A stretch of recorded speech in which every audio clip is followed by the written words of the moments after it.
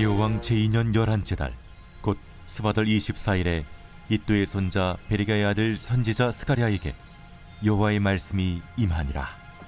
내가 밤에 보니 한 사람이 붉은 말을 타고 골짜기 속 화석류 나무 사이에 섰고 그 뒤에는 붉은 말과 자줏빛 말과 백마가 있기로 내가 말하되 내 주여 이들이 무엇이니까 하니 내게 말하는 천사가 내게 이르되 이들이 무엇인지 내가 내게 보이리라.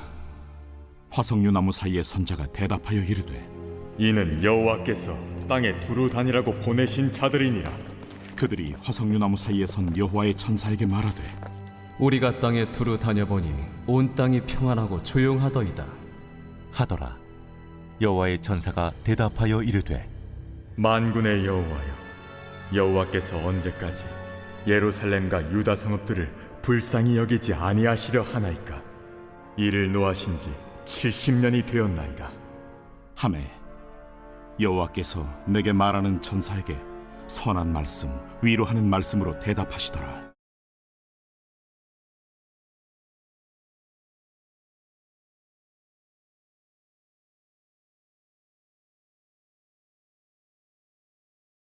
이 시간 우리에게 주시는 하나님의 말씀은 스가랴 1장 7절에서 13절입니다.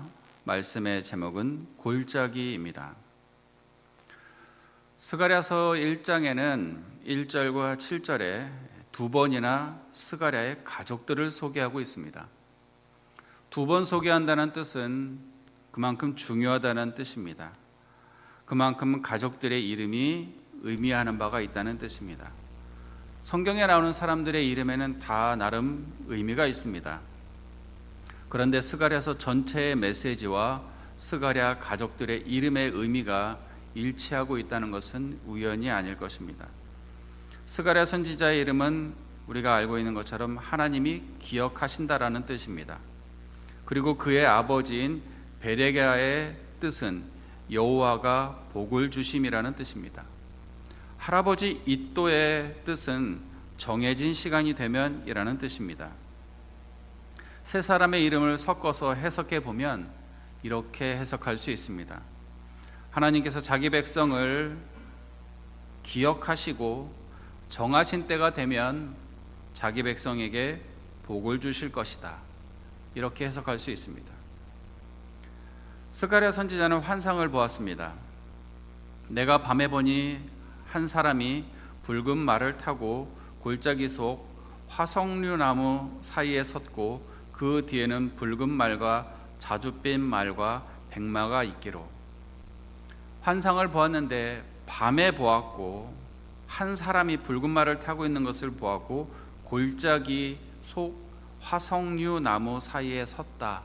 이것이 8절의 증거입니다.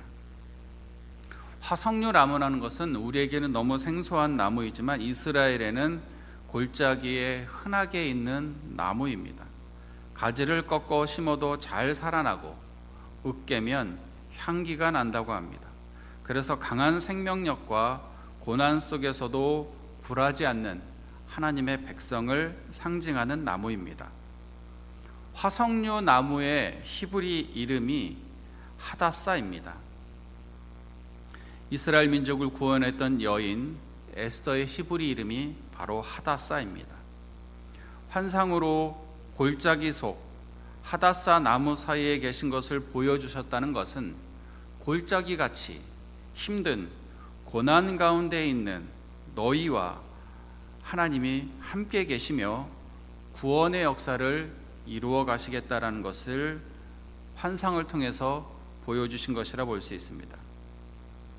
붉은색 말을 타고 있는 한 사람은 예수 그리스도를 상징한다는 것에 대해서는 이견을 제시하는 신학자가 단 한 명도 없습니다. 모든 신학자들이 예수님을 상징한다라고 말합니다. 스가랴는 그 붉은 말을 타고 계신 예수님에게 묻습니다. 붉은 말과 자줏빛 말과 백마가 있기로 내가 말하되 내 주여 이들이 무엇이니까? 라고 질문을 하자 여호와께서 땅에 두루 다니라고 보내신 자들이니라 라고 말씀해 주십니다. 당시 이스라엘 백성들의 소망은 속히 메시아가 오셔서 나라를 재건하고 다윗 시대처럼 이스라엘을 열방 가운데 우뚝 세우는 것을 기대하고 있었습니다. 그런데 땅을 두루 다녀서 보라고 보낸 천사들의 보고는 열방이 평안하고 안정된 시대를 누리고 있다는 것이었습니다. 이것은 좋은 보고가 아닙니다. 이 열방들은 이스라엘 백성을 괴롭히고 지금 이스라엘이 포로가 되게 하고 이스라엘을 황폐하게 하고 그 황폐하게 한 그 주변의 세력들, 주변 열방들인데 그들이 평안하고 조용하다는 보고를 받습니다. 11절을 이렇게 기록합니다. 그들이 화석류 나무 사이에 선 여호와의 천사에게 말하되 우리가 땅에 두루 다녀보니 온 땅이 평안하고 조용하더이다. 그들은 조용하고 평안하면 안 됐는데 그들이 조용하고 평안하다라고 말을 합니다. 이방 나라들이 하나님의 백성을 괴롭히고도 자신들이 평안하고 조용하게 지내더라 이렇게 보고합니다. 이에 여호와의 천사는 여호와께 열방에 대한 심판과 그로 인한 선민 이스라엘의 회복을 간구하며 말씀을 드립니다. 12절은 이렇게 기록합니다. 여호와의 천사가 대답하여 이르되 만군의 여호와여 여호와께서 언제까지 예루살렘과 유다 성읍들을 불쌍히 여기지 아니하시려 하나이까? 이를 노하신 지 70년이 되었나이다 하매. 하나님과 인간 사이에서 유일하게 중보하실 수 있는 분, 그분은 바로 우리가 믿는 예수님이십니다. 하나님께로 갈 수 있는 유일한 길 역시 예수님 한 분밖에 없습니다. 그 예수님께서 하나님 앞에 간구하고 계시는 겁니다. 하나님의 백성들이 고난받고 있고 하나님의 백성들을 핍박했던 열방들은 조용하고 평안하게 지나는데 하나님 70년 지났는데 이제 그 백성을 긍휼히 여기시면 안 되겠습니까? 라고 하나님 아버지에게 간구하고 계시는 겁니다.